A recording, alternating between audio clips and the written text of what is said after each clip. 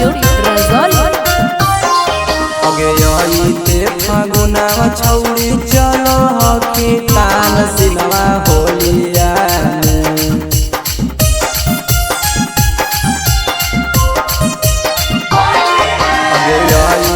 फागुना छौड़ी चलो हकी तान सिनवा होलिया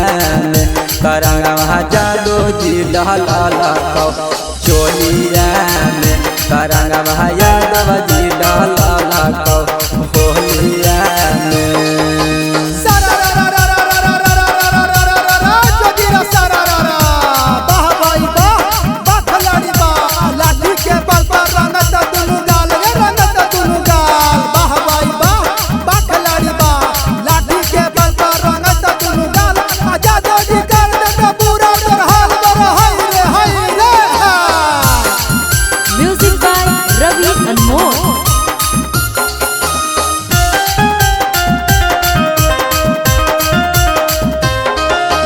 यादव जी छौड़ी हवा रंगदार गे सिक्सर सटा के तोर रंग दतौ गाल गे अगे यादव जी छौड़ी हवा रंगदार गे सिक्सर सटा के तोर रंग दतौ गाल गे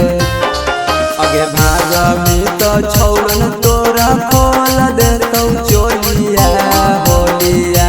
में कमर तौलांगे में गोलिया होलिया में कमर तौलांगे में गोलिया होलिया में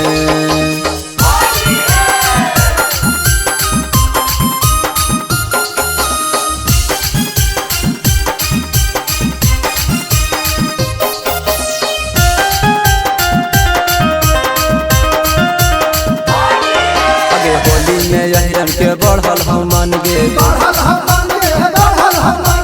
देखी के छोड़न सब करो पसंद गे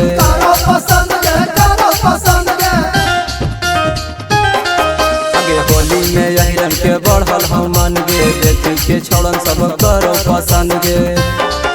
आगे सोनू सुमित अच्छै कहौ माल देबौ गलिया होलिया